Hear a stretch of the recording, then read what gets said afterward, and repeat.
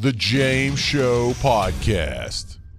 Big beautiful bill passes out of Congress, and it's done. We're just waiting for it to be signed. I expect that to... Are they about to sign that? No, they're going to sign it tomorrow. Okay. In fact, that would just flash on the screen. Yeah, breaking news. The president announced he's signing it. Some sort of ceremony coming up, whatever. I'm not too happy with it, though. And I like extending the tax cuts. I like some of the other minor provisions in there. I like the work requirements on SNAP and Medicare, or Medicaid, I should say. But the fact that it grows government more than it cuts is a deal breaker for me. I would like to balance the budget. And a compromise to me would be like, okay, well, let's cut the annual deficit in half. But what's not acceptable is growing government. And what's not acceptable is even keeping it the same size. Yet I have 49 out of 50 Republicans saying, yeah, let's grow government. We're fiscally conservative. Just not now. And so Democrats, you're off the plantation. No pun intended. You guys can't grow government fast enough. You just can't drive off a cliff fast enough. Republicans, you're right behind them. My big problem with the Republicans, capital R, not you, not most of the people listening, but the ones in political power right now, is y'all are too much like Democrats. What's the point of even voting for you if you're going to grow government every year, no matter what happens? So that's kind of where I'm at now, and I'm taking quite a bit of heat for it, too. We'll go back to the emails in just a second, but it's not looking good for old Parker over here. This is Connie in Lucas. You're on the James Show on WBAP. Hi. I want to say a few things before you respond, but I just want to tell you, I'm not calling to beat you up. I agree with a lot of what you're saying. I really do. But I also know there's this is a perfect example. Okay.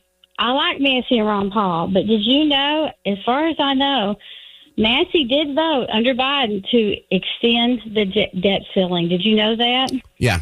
Okay. Well, how is that helping? You see my point? But my point is, the Freedom Caucus... Wait, can I respond to that real quick? I think, for one thing, the increase in the debt ceiling this time is $5 trillion. So that's with a T, $5 trillion. So he never voted for that before.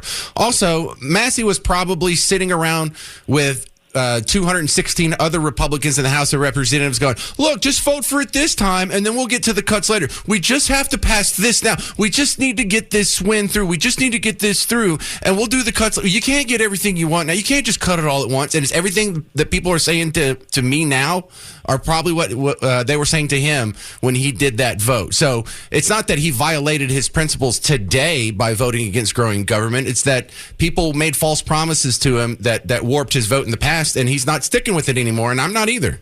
Anyway, go ahead. Let me finish, though. I'm not Sure. Go ahead. You know, I'm all for cutting things, too. That's the problem. There's not enough. The Freedom Caucus is about the only ones that will cut things, okay? And you need more of them. And the thing is, there is a rescission package that was passed in the House. You know of that, right? That they're cutting. Now, I don't know if it'll get past the Senate, but it has been passed in the House. And that's cutting more things from Dodge and other things, okay? So that's a separate bill. And that has passed the House. And I want that all cut. I do. I'm the first to tell you, there's not going to be a country left if we don't start cutting tons of stuff out, okay? Then how do you support this?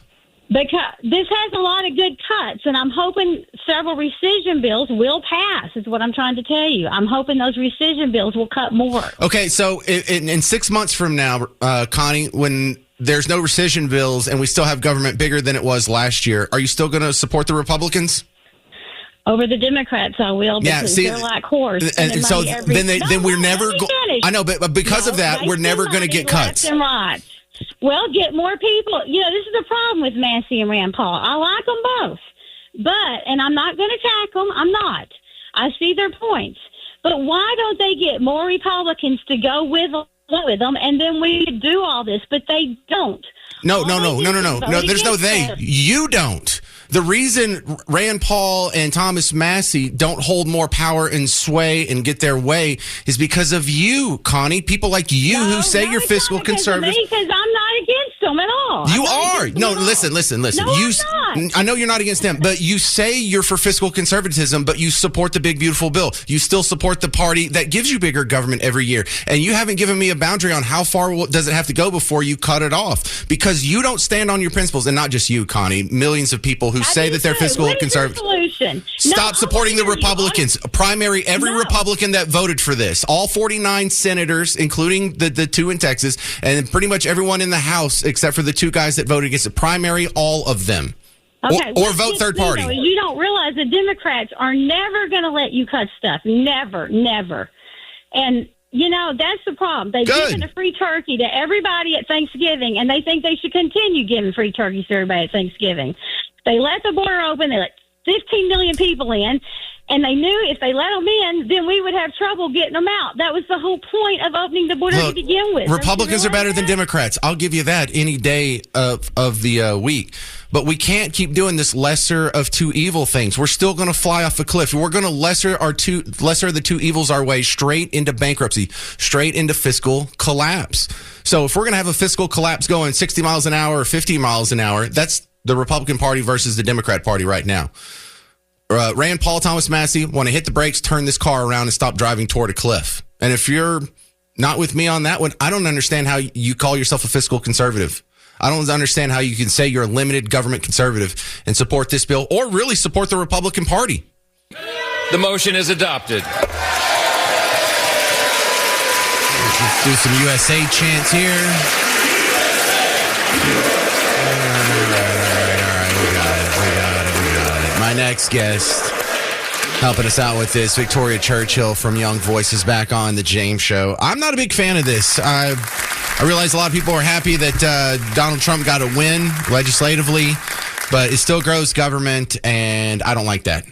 Victoria, you with me? Yeah, well, thank you so much for having me, James. Always great to be back on with you. And, as your great producer, Garrett, and I were just talking, I've actually recently joined the Daily Mail. So I've actually joined their Capitol Hill team. So I've been here covering it for just about the last 2 months. Joined them in May, primarily covering the Senate. So we had a very interesting start to the week. But yeah, I was up in the House gallery today watching Speaker Johnson give his speech right before the vote. And there's a lot of excitement coming from Republicans. But as you point out, there's actually some frustration from other conservatives, I think, similar to your own kind of sentiment on this. Well, yes, Victoria, I'm looking to you for some good news. I keep being promised by people who support the big, beautiful bill, people in emails and callers and no, look, we just had to get this across the finish line, and then we have these rescission packages that are going to be coming through. What's the word on those? Do we have these rescission packages waiting on deck, or are people just trying to gas me up? Yeah, this has been something that has been pushed by the White House. I think you and I have actually maybe talked about this in recent weeks. Of course, the rescission packages. So, for those that do know, or for those that don't know, that's money that Congress has already allocated to the federal government to be spent, that the Trump administration is now going back actually saying, hey, Congress, take this money back.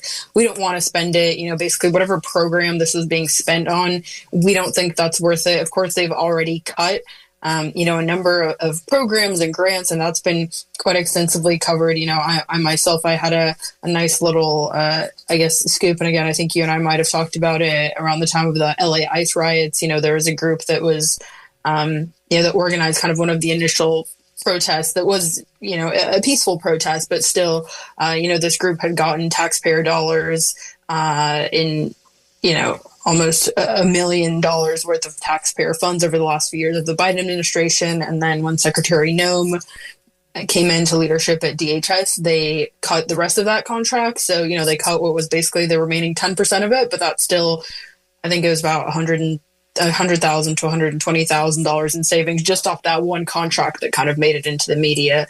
And, again, also for obviously you're in Texas. So, I'm sure your listeners would be really happy to know that ICE is now actually going to be one of the, definitely, I think, the largest increase in federal funding, but if not actually the best, most well-funded agency. They're getting an extra $450 billion. Of course, if you listen to the Trump administration, those dollars spent on enforcement, on deportations, on modernizing technologies, and also on hiring extra Border Patrol officers and ICE officers. all of that money is going to be sent to that. And then, of course, if you listen to them, spending that money up front saves the taxpayer a lot of money down the line. All right, Victoria Churchill, Daily Mail, what does the Congress do next? Well, they've got some very interesting things coming up. Of course, now it's going to be the season of appropriations, so they are going to be appropriating more dollars. There's already been hearings with a number of cabinet secretaries. I think just about everybody's testified on the Hill, both in the House and the Senate, where they've been asked by members of Congress of both parties of kind of what they see their role as in the Trump administration, what they see their department is doing. And then so they're asking for Congress to give them money to do X and Y and Z. And so, yeah, that'll be the next interesting fight. Like I said, a lot of those hearings have kind of already happened.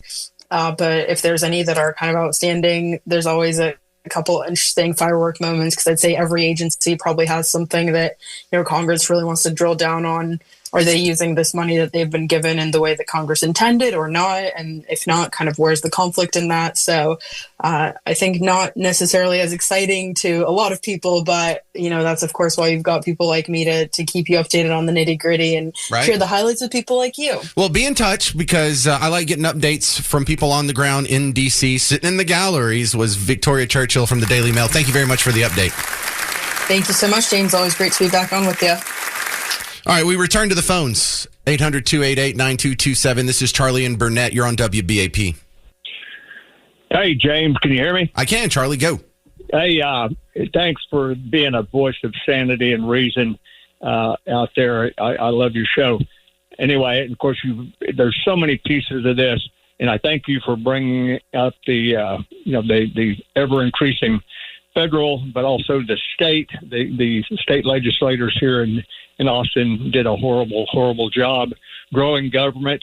It's also, of course, in all the counties. Here in Burnett County, we've had nothing but incredible growth of government, and very few people fighting against that. But couple of points I'd like to make. As long as the government borrows money from the Federal Reserve, which is a bank, and they print they print money out of nothing, and as long as that is there, we will never have a balanced budget. Actually, and again, you're obviously a student of history. I've heard you say a lot of things that most people. Yeah, well, it's not impossible. We have a strong incentive to not have a balanced budget, but we did sort of accidentally balance the budget in 99, 2000, and 2001. That is correct, and but there's so many pieces that increasing productivity, which is one thing that Trump is very good at, as well as the tariffs are very good parts of all this. But the ever increasing, just off the cliff, like you said, we're driving off the cliff. But I think there's something actually even more sinister here, and nobody seems to have touched on it. Can you do it quickly? We're down to 30 seconds. Yeah. I think the ultimate goal is central bank digital currency, Hegelian dialectic, crash the existing system and switch to a central bank digital currency. And that's where we're going. All right. I think a lot of people agree with that. I think a lot of people are not nearly as far down the economic rabbit hole as the rest of us, but I appreciate the call, Charlie and Burnett. A lot of people do need to hear that. My next guest, Sarah Fields, independent journalist here in the great state of Texas, who's broken some great stories for us in the past. And we'll talk about the big, beautiful bill second. I want to start with the info that I saw first from you, so let's go ahead and give you proper credit, Sarah Fields, on the trucker that killed 5 out of Terrell. Now, you get double credit for this because you were the first person I got the reporting from on the real story behind the trucker who killed 5 in Austin earlier this year. And so, if I had a nickel for every time some strange immigrant who didn't speak English killed 5 Texans in a crash that could have easily been prevented, I'd only have 2 nickels, but that's still too many. Yeah, it really is. And it's preventable, unfortunately. It's preventable, and it's not been prevented. And my story about the Austin trucker received widespread national news, and it was recognized by the Secretary of the Department of Transportation, Sean Duffy. Yeah, Duffy quote tweeted you. Yeah, who said it was also under investigation, and yet the Austin trucker has been let out on bail. His bail was lowered to $7,000 for all counts and is now walking free. And whoa. No This dude killed 5 people and his bail was $7,000? It was lowered, yes. Good Lord. Okay. To $7,000, and he is walking free now, and there's been no update on an investigation on that man. All right. Well, what do we know about this fella in Terrell? So regarding this guy, his name is Alexis Gonzalez, I think Campagnoni. Yeah, I'm not sure. It sounds Italian, right? Like, is he going to give you a taco or pasta? Yeah, well, he was charged with 5 counts of manslaughter and 1 count of aggravated assault with a deadly weapon, aka a vehicle. And it was caused by him falling asleep at the wheel. And he was in the United States seeking asylum from Cuba. According to my source within immigration, he entered the country like many Cubans do with a Spanish passport. And you mean like from Spain? Yes, it was a Spanish passport. How do people in Cuba get a Spanish passport? I do not know. I'm telling you what my source within immigration told me. I don't know any more than what I was told, but apparently this is common for Cubans. It was a visa waiver passport, so he did not need a visa and entered under a Spanish vacation visa waiver. The limit for these visas is 90 days. But the problem is that he never left, and that was in late November of 2020. He later applied for asylum as a Cuban and received work authorization, and then residency was granted to him in 2022. And as soon as he received residency due to asylum, he began traveling back and forth to Cuba. And according to my source, they've said that DC is aware of this, and he was placed on a watch list. And the moment that he is convicted, he will lose any legal status in this country. But in my opinion, this never should have happened in the first place. These immigrants are coming over, they're claiming asylum, they're getting their CDLs, and they're driving in a large majority. Sorry, I have a 5-year-old in the background. You can hear him. Yep. But a large majority of them cannot even speak English and therefore cannot even read road signs. And they're a danger to the road. So we also have this being a pattern now. Now this happened more than once. You know, I've seen some of your reporting looking into it. There are giant companies, and I don't want to say giant, but there are big organizations who just bring in pools of these immigrant truckers, and they're putting out of business the native truckers. I don't want to say Native American because people think Indian when you say that. But I mean, it's not even a race thing. White, black, Latino, whatever nationality you are, the American citizen truckers who used to have these jobs are being undercut by this nefarious system. So it's not only crashes that are a problem. There's an economic problem. Yes, correct. And they're bringing them, it's definitely an economic problem because they're able to pay them at very low wages because they know they can get away with it. They're able to work them to death. And that is also kind of what brings me to the LLC that he was working for. Another red flag before I even get into the LLC, a lot of truck drivers in the truck industry contacted me to let me know, this man, if you look at photos of him, is morbidly obese.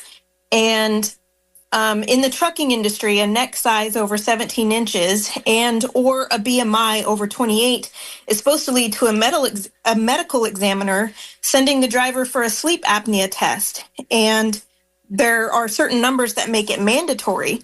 And according to one of my sources, a good trucker friend of mine said they've seen a lot of drivers and they've questioned how on earth they even passed their physical. There's no way this dude did, because in the arrest report it said he's 5'8", 308 pounds, and I think 308 was generous because this guy looked like Grimace from the Happy Meal box. Right. So the DOT physician that supposedly signed his medical certification certainly needs to be looked into. It's important to note that he had communist ties, according to his Facebook. But also, and this is where it starts getting kind of confusing, and I even got confused, and I'm still having a hard time wrapping my head around this. But after looking into Hope Trans LLC, which is who he worked for, the original address tied back to a multi-office building in Washington, with no headquarters for a transportation company in that building, which is illegal, by the way. And GATS Enterprise LLC is the registered agent for Hope Trans LLC in Washington. And then GATS Enterprise LLC has a contact of someone named Mandiver Singh, which is, listed on Broker Snapshot. And his phone number is the one listed on the DOT website, the Department of Transportation website. After the crash happened, almost right after it happened, overnight, Hope Trans LLC, the LLC that he worked for in Washington, changed their address on their documents to a Florida address right after the crash occurred, and is now showing registered in Florida. All right, Sarah, we've got 1 minute left. They do that? This all sounds shady. What do you think is going on here? It's incredibly shady, and I think that what is happening is these criminals are starting fraudulent LLCs to be able to make large bucks and pay low wages. And also very important to note that Hope Trans LLC is also known now for overworking their drivers past the legal limit that is allowed per day. Whew. All right, that's a lot to take in, but I appreciate you doing all the legwork and sharing it on the James Show. This is Sarah Fields. She's a great follow on Twitter. And what's the new outfit you're pushing? Freedom Faith or something like that? Freedom Forever. Please definitely check it out. Look at my pinned video on my X account where we are exposing judges and prosecutors who are handing down light sentences for child sex offenders all over the nation. All right, good stuff. That's Sarah Fields. Coming up next, we're going to go back to the phones and I don't know, am I going to get beat up about the big, beautiful bill some more? I'll read some emails where people disagree with me. I'm just not a fan. I'm not a fan of growing government. This grows government. I'm not a fan. I like some of it. I like some of the tax cuts. I like some of the other provisions in there. But overall, if I'm a yay or a nay, put me down for a nay. A couple of the emails here. Now, I'm saying I'm getting beat up. It's mixed. It's about 50-50 over here. But 50-50 is not normal. Usually it's like I get 19 people say I agree with you for every one person that disagrees. So 50-50 is pretty brutal over here. I was compiling them on the last couple of breaks here. And a couple of quick emails, and I'll get back to the phones. 800-288-9227. Paul says, hey, listening today, understand your pain. The problem is Dems and reps eating from the same trough. I voted for Trump because I was sick and tired of my vote going for not and didn't want the Dems to control. I hope he knows what he's doing. As long as he keeps going after corruption on all levels, which I think is the most important and should lead to a better fiscal policy, I will be very happy. Getting a lot of that. This is Kevin who sent me a Facebook message. He says, I'm with you. Not sure why we even have a debt ceiling. I'm just hoping Vince is right on the rescission packages may cut some, but I have my doubts. Takes balls to be honest in this situation. You get an attaboy. Those don't come cheap from an old hillbilly. Here's another one. Tom in Rockwall. My brothers-in-law and I were discussing this very recently, and just like you, we're of the mindset government must be made smaller and the budget balanced. But there are two ways to balance the budget: drastically cut spending or increase receipts to the Treasury. The last time we saw a budget surplus in this country was 98 to 2001. And it wasn't because of reduced spending. It was because of economic growth. That in conjunction with rescissions and a better trade balance and tariff receipts could actually bring us closer to a balanced budget than we've been in some time. Unfortunately, this is only theoretical and only time will tell. As it's scored right now, it will bring the deficit up. It's about $2 trillion this year. It will add $2 trillion this year. It will add $270 billion. So it'll be $2.27 trillion next year. So, yeah, if we get some magic cuts in the future that balance the budget, then I can support this. But we don't have those, so I can't support this. But I'm watching people who say that they're fiscally conservative. I'm watching people who say that they want government to be smaller. It's today, wouldn't bother me too much. This is what it's been my entire life. And I've really only been paying attention for 30 years, 23 of it in talk radio.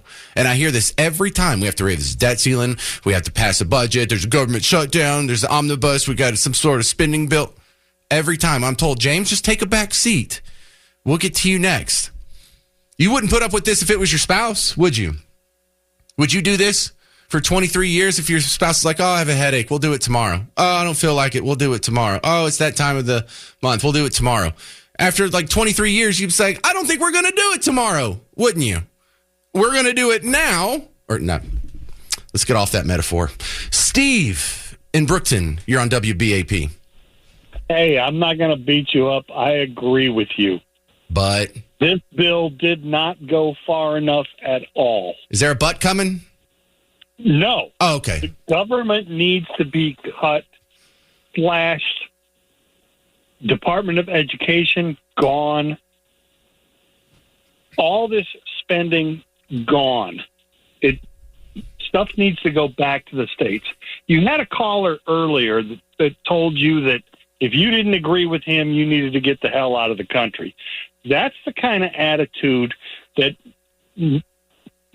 won't let us get anything done, because people have settled into two camps, the Dems and the Republicans. There's no compromise anywhere. And when people have that attitude, it just shuts down any progress at all. Well, here's what I find super frustrating as a guy who's clearly an independent third-party thinker here.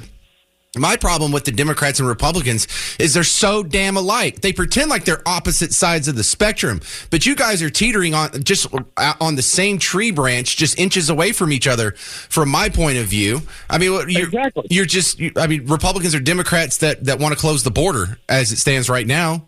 I mean, if you don't want to cut government, you want government to be bigger. You still have entitlements. You still have 70% of our government's going to be socialist spending. Does everyone realize that?